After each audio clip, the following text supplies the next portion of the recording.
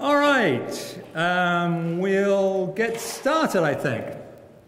I'm going to be presenting a session on topic length and granularity. My name's Matthew Ellison, and I'm not from around these parts. I'm from the UK, based southern England near Southampton. I've been working in this field for more years than I care to think about. What I do now is I'm an independent consultant and trainer. I consult on user assistant tools, technologies, designs. I help people to set up new help systems, and I train people to use tools like RoboHelp and Flare and Help and Manual. And I've been to every Writers UA conference in the US since 1997. And I've presented at every one. I think this is my 20th US Writers UA conference, because I went to the Newport one as well and one in Boston. And I keep coming back because I love it and it's great.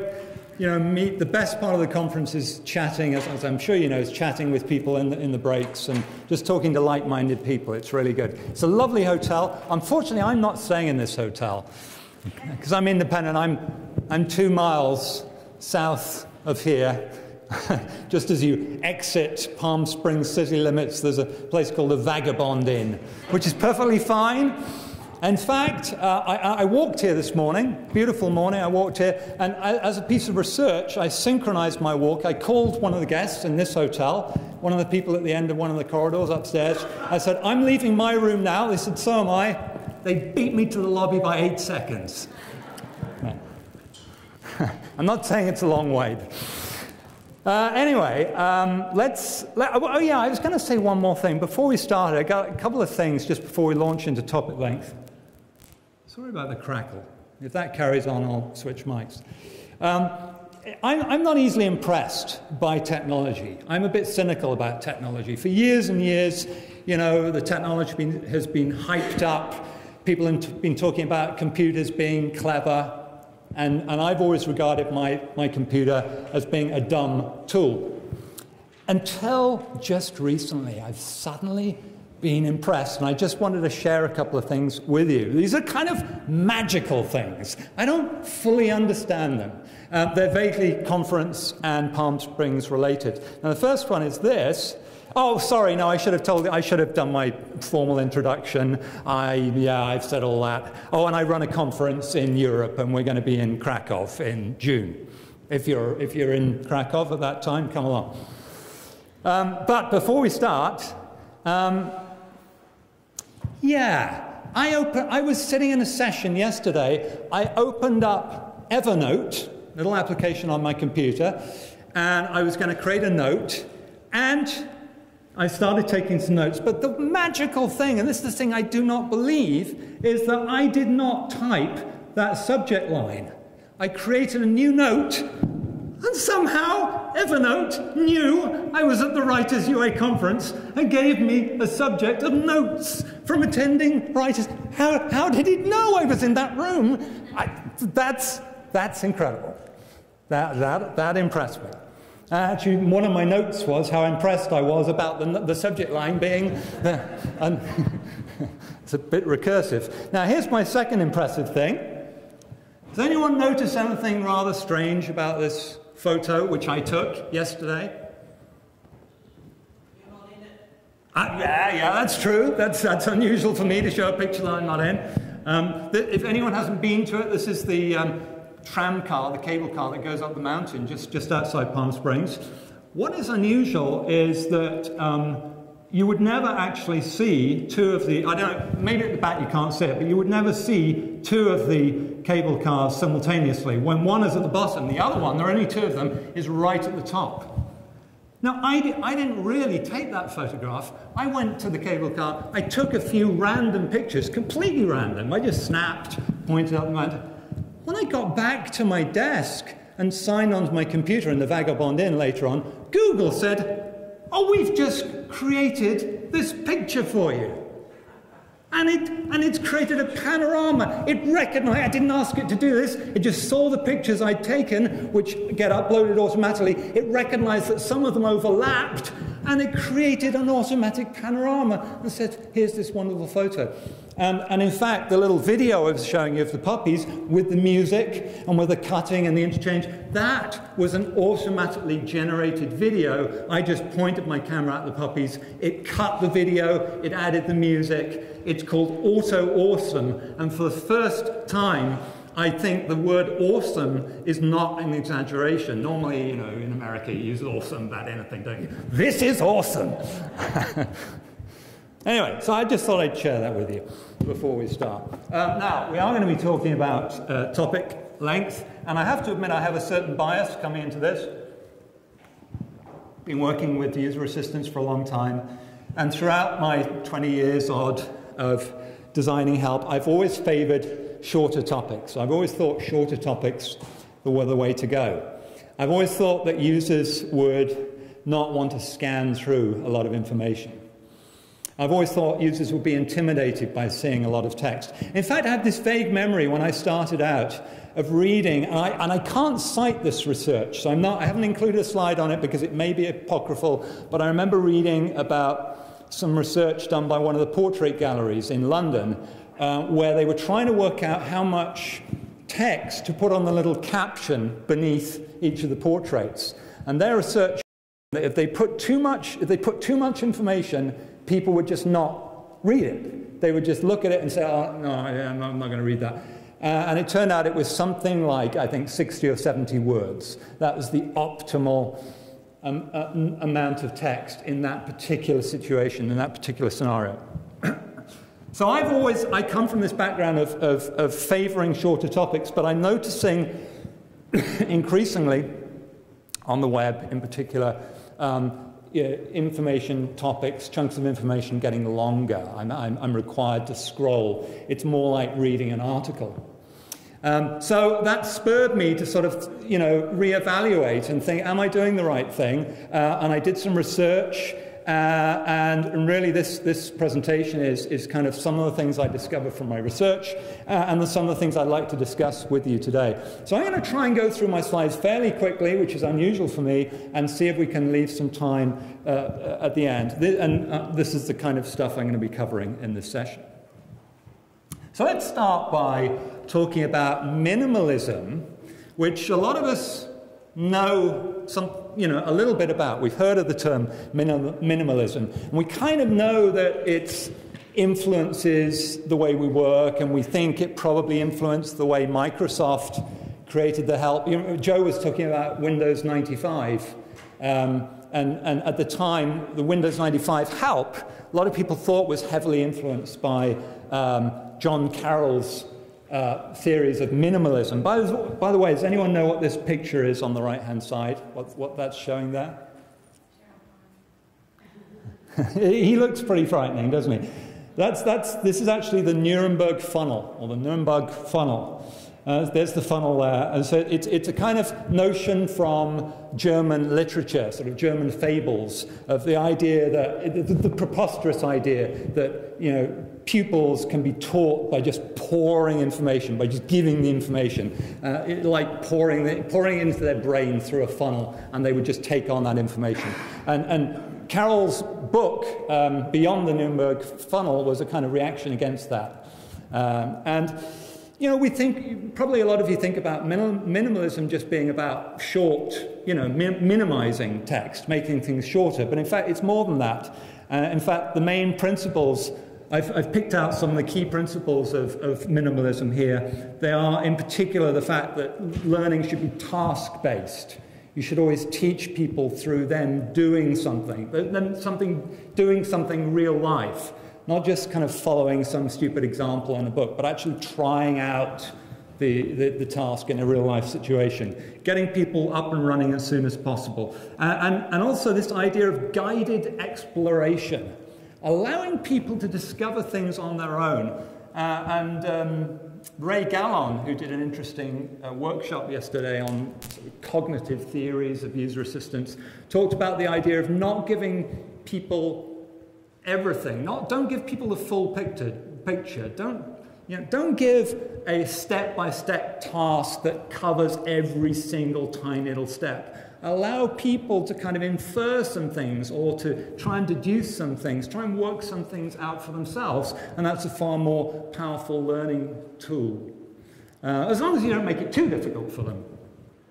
So those are some of the key principles of minimalism, and as I mentioned, you know, that a lot of people believe that had a huge influence on Windows 95 Help, which certainly was minimalist in the sense that it was very sparse and concise. One of the, you know, there's very little text here. This is a topic, that is an entire topic there. It's very unusual these days to have a topic that is that short. And here's another topic here. This is a procedure topic. I'm sorry if you can't read it at the back, but it's the key thing about this is it has no kind of introduction or no kind of positioning statement. It just launches right in with to put a shortcut on the desktop, step 1, step 2, step 3. And then some tips. I guess you could argue this is kind of, you know, from the minimalist theory that's giving some really nice practical tips.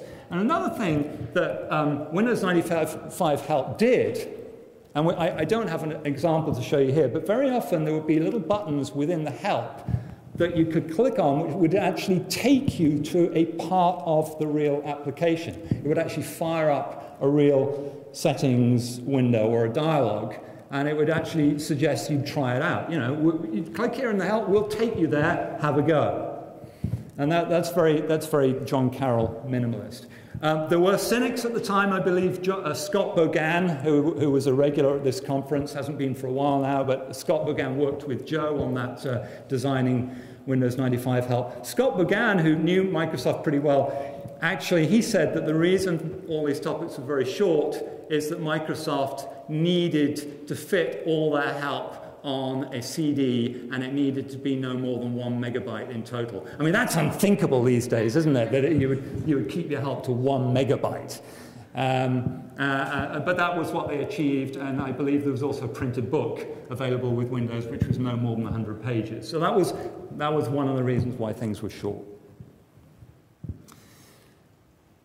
How things have changed. I tried to find the nearest current help topic for Windows 8 that was equivalent to the help topic I just showed you, and this is the one I found. I found this on the web. All Microsoft's help is mirrored on the web and on your computer as well. And you may not think this is a very long topic. I mean, the first thing that strikes you about this topic, it has a video in it, which is really nice. But let me put this view of the topic in context. We were just looking at that part of the topic. That is the entire topic from beginning to end. So if you wanted to read the entire help topic, you would start there and you would read down. I just snapped my window as I got to that particular point with the video. So, you know, we're in an age where people are writing long topics for good or for bad. So that's kind of one of the reasons I wanted to discuss it today.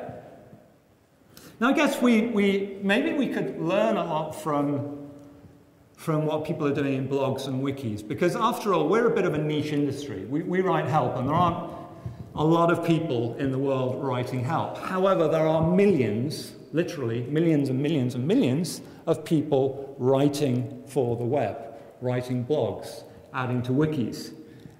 So maybe we could learn from what people are learning about what makes a blog readable. How long should a blog post be? In fact, Tom Johnson argues this. I'm going to quote Tom Johnson a couple of times. Tom is a great guru. He's behind the I'd Rather Be Writing website. If you're not already reading his blog posts, you should be. They are amazing. And he makes the point that there are so many blogs on the web, and they've kind of set a trend, an expectation for people. People are used to reading stuff on the web, so maybe the fact that they're reading these blog posts, maybe that is giving them a longer attention span for our help topics. I'm not sure about that, because people read help when they're in the middle of doing something, and it's a little bit of a different scenario. Anyway, I looked at all the guidance I could find about what makes a decent-sized blog post, and one of the kind of the main things that stood out is search engine optimization is a key issue, SEO. That is the fact that it's no good posting information on the web unless people can find it through search. And one of the things Ray said yesterday is we should all be putting our help on the web so that people can, if they go to Google, can find it. And it turns out that unless you put about 300 words or more into your topic or into your blog post, it's not really going to be considered a sufficiently robust and authoritative piece of work. The Google will kind of demote it unless it's 300 words or more. And again, a kind of consensus I found is that 500 words seems to be the sort of length that people writing blog posts will aim for. 500 words is just about enough to kind of say something substantive, to convey a message, and yet not overwhelm the user. It's digestible. 500 words, or even slightly more. In fact, some of the more expert bloggers, the ones with real fan bases, will push that limit a little more, 400 to 600. And in fact, I read about a little survey of some of the really major bloggers, people like Seth Godin, I think, and ProBlogger. A little survey of the last 7 posts of 7 of the top bloggers. They worked out the average number of words, and it was 712. 712 was the average word count for these very, very popular blog posts. So, you know, it's probably longer than my average help topics. Now, next, I mentioned wiki, so I thought, well, there must be some guidance on Wikipedia, because we're all invited to write Wikipedia articles. So there must be something in Wikipedia on, you know, how long should these be. So I actually Googled article length, and it took me to an article on Wikipedia designed for people writing articles on Wikipedia. And it was fairly lengthy, but then it said, in a nutshell, and I thought, aha, this is going to tell me what I need. And this is what it said.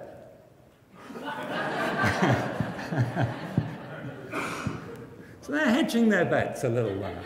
But, you know, I think there's some truth in that answer. And you know, we'll come back to that idea later on. All right, now, I guess I should take a step back and define what I mean by a topic. Because if any of you from a DITA background, and I'm not particularly, I'm not a DITA specialist, but I understand that DITA will use the term topic in a couple of different senses. One, which is probably the way I use topic generally, which is the chunk of information that I present to my user, the sort of scrollable piece of information with a beginning and an end. An article, if you will, a finished article. But DITA also uses topic in another sense. It also uses topic in the sense of a building block. Perhaps a smaller piece of information which you store, having written it, you store as a piece of information, but when you publish the output, you might then assemble that building block with other building blocks to create a larger article which you present to users. Some of the authoring tools call those building blocks snippets.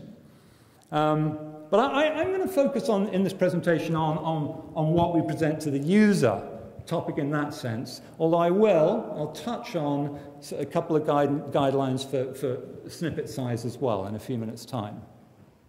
So what is a topic? Well, one person I read, I think it was Catriel Reichman, who's quite an authority in this area, and I will, by the way, I'm going to add a list of references. It's not in the previous slides, but after the conference I'll be making available some slides with full citations and references at the end, including the Catriel Reichman reference. So maybe it's one idea, one topic. That sounds a little vague. So is it that each topic we write should be one task, a sort of one mapping between tasks and topics? I'm not sure that's necessarily going to work well. It's a bit rigid. And plus, I'm not always going to be writing about tasks. I'm sometimes going to be writing about a screen or writing about an important concept. So that's not useful. What I prefer is maybe that a topic should be an answer to a question. And in fact, that's what I use as as my guidance when I'm writing topics. As I'm writing a topic, how I decide whether I'm going off topic or not is I'm always focusing on the particular question that I'm addressing. I decide as I'm writing a topic, what is the question the user has? Let's make sure I answer that, and I don't go outside of that. I don't sort of throw in additional information unless it's specifically addressing that question. Tom Johnson goes further than this. He says that a good topic is actually the answer to a good question. He distinguishes between good questions and what he calls lower order questions. Tom, as we'll see in a minute, kind of favors longer, one of the people that favors longer topics. So what he meant by good question is maybe something, how do I troubleshoot this particular command in the API, rather than what does this specific error message mean. What does this specific error message mean is what he would call a lower order question. Good question is something a little deeper, a little bit more, a little broader. My own view is that in my experience, a lot of users have those lower order questions. A lot of people have those very specific questions, and what puts them off using help is that they don't get that very specific answer. They go to help and find long treaties that if they read through and scan carefully enough, the information will be there somewhere. Another definition I really like, and this is from Mark Baker, who is behind the every page is first page. Every page is page one, thank you. He's written a book called Every Page is Page One. He blogs a lot. He has a lot of fantastic ideas. He says that a topic is the shortest effective piece of communication. He's with the idea that any kind of information should have a flow to it, a narrative to it, in order to really help people learn. And it should be read from beginning to end. And, in order to tell a story, you have to provide a certain amount of information. But his idea is that, users are impatient. Users don't want to read whole books. So we try and condense down that little piece of narrative to give them just enough to do what they need to do. Anyway, we could argue all day about what a topic is. It's basically a standalone piece of content. Which begs the question, what do we mean by standalone? And we could debate that again.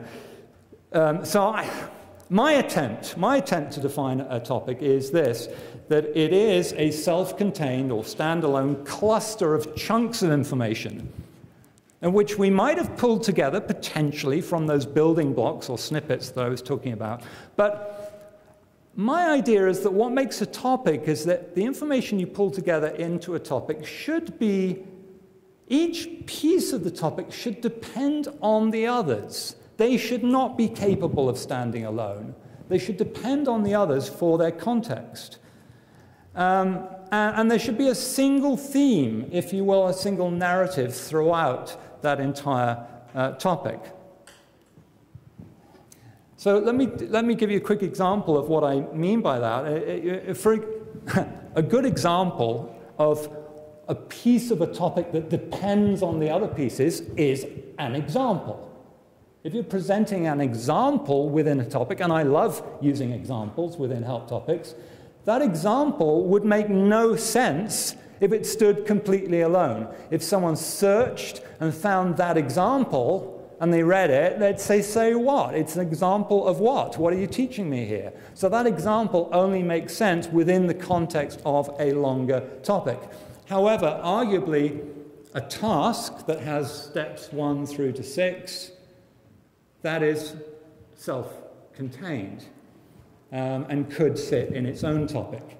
It may be that that task has to be followed by another task. It may be that there's an overall process and you have to do one task and then move on to do another. But I don't necessarily think you need to put those two tasks together in one topic.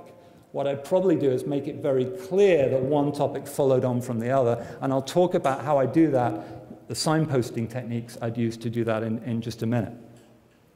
So let me show you a couple of examples. I'm sorry, impossible to read at the back, but you'll be able to read it in the slides that I give you. This is an example from Adobe Captivate. It is a long topic, this. This is the help for Adobe Captivate, and again, we're seeing the red box there is the bit that we're seeing of a long topic. That is the entire length of the topic. It is that, followed by that, followed by that, and there's the end. That is about 15 screens worth of scrolling. There are at the top some links, and I'll just read you these links. This is a topic about editing audio, and the links are edit audio files, edit audio timing, add silence to an audio file, edit audio using Adobe Audition, delete audio from a slide, delete background audio. So basically, they've thrown together some stuff which relates to audio. But I'm not convinced necessarily that there is an overall narrative flow. I'm not convinced, for example, I think most users would probably only ever need to do a couple of those things. Most users would never need to use Adobe Audition, and yet that's sort of mid-flow. It's kind of there as if maybe you should read it. These are shortcuts, so you can click on one of those links and they will take you directly to the part of the topic you're looking at. The other way of doing this could have been using expanding and collapsing sections. Arguably, putting hyperlinks at the front is better from an accessibility point of view, because if someone is visually impaired or blind, their screen reader would read those links first, and then they could choose which one to go to. One of my big concerns about this long topic is if the user is searching, for example, on deleting audio from a slide, the search would take them to a point that was 3/4 of the way through this topic. And I'm not sure that entering a topic 3/4 of the way through is a very good thing. The whole idea of a narrative flow is you start from the beginning and you go through to the end. And personally, I'm disoriented if I'm thrown into a topic midway. I immediately want to go back and scroll and see what I've missed in this topic, see what came before it. So I'd end up doing a lot of scrolling in this. So personally, I'm not against the long topic per se, but I'm just against its somewhat random nature. On the other hand, here's another Adobe topic, which I think is, in my view, has a better flow, a more coherence. It's a Photoshop help topic. It's talking about levels adjustment, and the very first section is an overview of levels overview. So it just tells me a little bit about the concept of levels and how I can use levels and what they can do for me. And then there's a little bit on from an expert, little tips from an expert on the levels command. And then that's followed by 3 tasks, common tasks that I might want to do: adjusting tonal range, adjusting color, and adding contrast. And I could imagine myself, if I was really interested in levels adjustment, actually reading this topic from beginning to end and gaining a lot from it, enjoying that as a learning experience. I'm a little bit cynical about the idea of people spending a long time reading help, because just not my experience of the way users read help, but possibly. And one more example, and this example I think although it's a long topic, I think it's a good topic. It's a coherent topic. It has flow. It has shape. This is from Madcap Flare help. It has a conceptual overview, and then it's followed by some detail. This time they have used expanding and collapsing sections, dynamic HTML. Now you may say that this overview kind of contravenes the idea of minimalism. Do you remember Microsoft Windows 95 help? They did away with all these overviews. But I think there's a bit of a backlash against that. Tom Johnson says that, in fact, it's sometimes the concepts that users need most. If you understand the concepts, if you understand the way a piece of software fits together and what you can do with it and what its strengths are and what those key fundamental principles are, the step-by-step instructions are sometimes trivial, aren't they? And I think sometimes we concentrate too much on just those step 1, step 2, which is kind of easy for us to write, but it's probably easy for the users to do anyway. So I've mentioned the idea of narrative flow. I think it is important. A lot of interesting people now are saying that narrative flow is good. Mark Baker says people will get back to their task faster if there is good narrative flow within the content of the help that they're reading. And remember, he defined a topic as being the lowest chunk, smallest chunk of narrative you can have. The narrative minim is the term he's used. A lot of companies, big companies, Microsoft, Google, are not using the word topics anymore. They're using the word articles. Scott Nesbitt, I'll give you this reference, was reviewing the help that Google provide for Chrome, and he liked the word articles. He thought that was progressive. It was a way forward. Whether consciously or unconsciously, Google are kind of positioning their help topic as in the same, using the same term as things you might read on the web from bloggers or third-party providers, about.com. Those are articles. And maybe the fact that Google is calling their help articles is going to make it more, traditionally, users don't like using help. They don't read help. But they do read about.com. They do read the blog posts. So maybe if we call our help articles, that's a good thing. Articles does tend to imply longer. It also implies perhaps more independent. And I'm certainly independent. I'm certainly against the idea of help being a collection of beautifully constructed, self-contained articles, but within the collection there is no coherence. I think every help topic should rely on other help topics, as well as being self-contained. That's a difficult trick to achieve. Very often articles you read on the web are totally self-contained. And then when you throw them together, you get a lot of repetition. I don't like going to the help for Microsoft Office or for Adobe Captivate and just being given a long list of articles, some of which are from the community and some which are from the Adobe help, because there's so much repetition, there's a mix of styles, there's no pattern. I can't build my knowledge in a really constructive way. But that's a personal thing. Tom Johnson, on the other hand, argues that he likes the idea of writing help as articles. You remember I mentioned he thinks that people would benefit from us focusing more on concepts and perhaps for creating topics which are more substantial, which give people the bigger picture.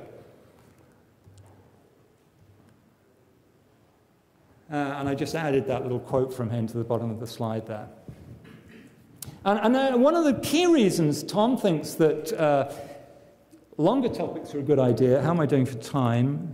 Oh, oh God, I said I'd leave loads of time at the end. I'm sorry. Very quickly then. He says longer topics better for searching because most people, when they search, they don't find the right topic first time. So they end up having to browse for other topics. And he was saying, well, if you provide lots and lots of tiny little topics, it's hard work for people to track down the right topic. So his idea is broaden the target, group together information on the same theme, and you've got a better chance people will find that topic through the search, and then maybe all they've got to do is scroll up and down. I personally still am a bit of a shorter topic person, and I think it's kind of a balance. Okay, we don't want too many search results, but on the other hand, I'm dead against. I do not like scrolling up and down through very long topics. And in my view, we can kind of make life easier for users. I understand that users don't always hit the right topic first time, but if I provide links from any one of my topics to other related topics, then that provides a path that they can use to get from that first hit to the better hit that they were looking for. So I always make sure that I use things like this in my topics. I provide plenty of links. I think hard about these links. You can't just have these links auto-generated by your tool. You've got to decide, if the user search, they found this, what might they actually be looking for? And another key thing is, all these related topic links should be visible when a user opens a topic, they should not have to scroll down through 15 screens to get to the related topics, because very often users have done a search, they've ended up in the wrong place, and they immediately want to go somewhere else. It seems odd. So the first thing they want to do is use one of those related topics links. So you need to make sure that they are above the fold. Brandon Phillips has taken longer topics to the extreme. His idea was that help should always be one page. He was talking mainly about API documentation, SDK documentation, but anyway, I'll provide a reference to that. Reuse. I talked about narrative and the fact that we should be providing some sort of narrative. The downside to that is that the more narrative, the more flow you provide, the more difficult it is to do reuse. The shorter we make our topics, potentially, the easier it is to reassemble them in different ways.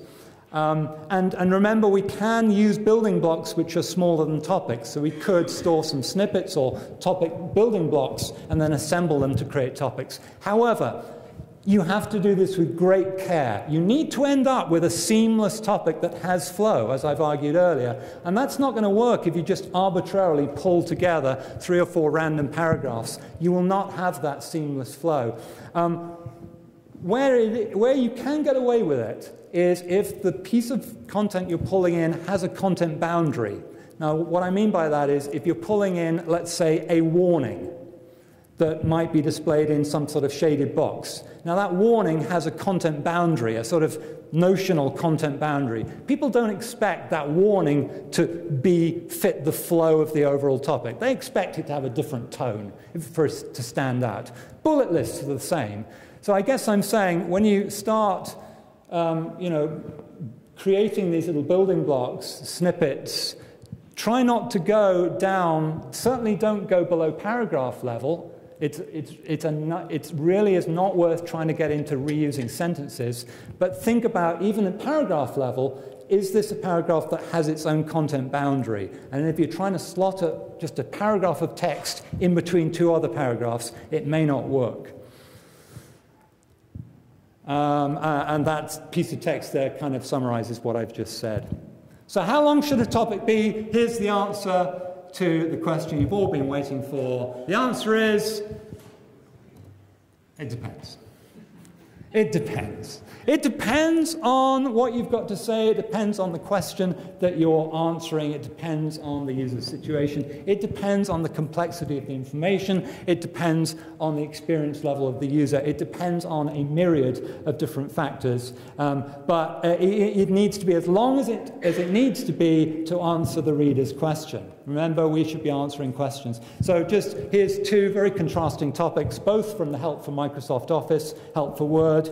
This is a help topic, a perfectly good help topic on creating a bulleted or numbered list in Word. Interesting that it tells you to just press the type asterisk and then your text.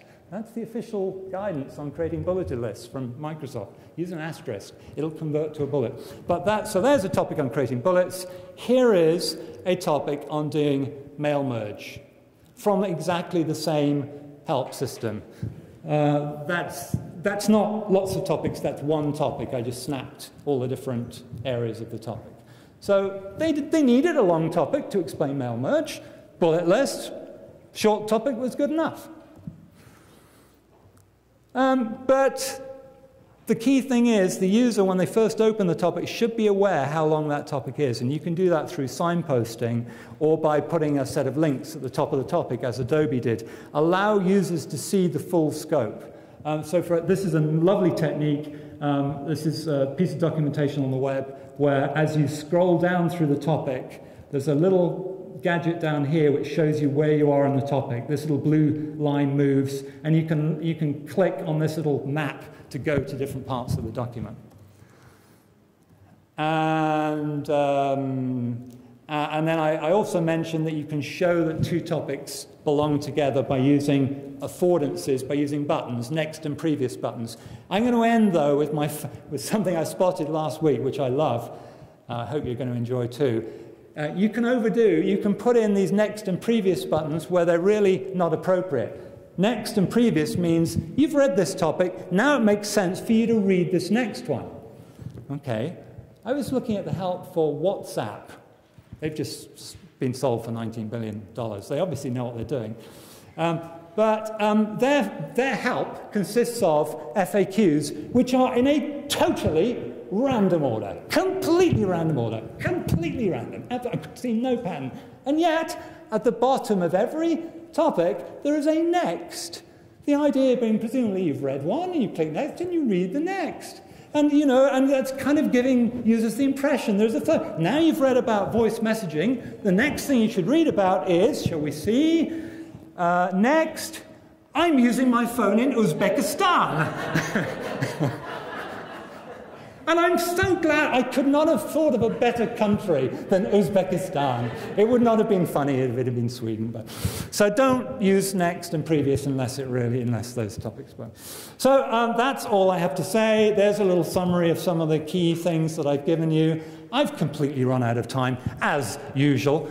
But I am here for the next couple of days, and I'd love to chat with you. As I say, that's my favorite bit of the conference, is chatting between sessions. So do come and have a debate with me about topic length, maybe over lunch as well, and I'll look forward to speaking with you during the conference. Thank you very much for coming.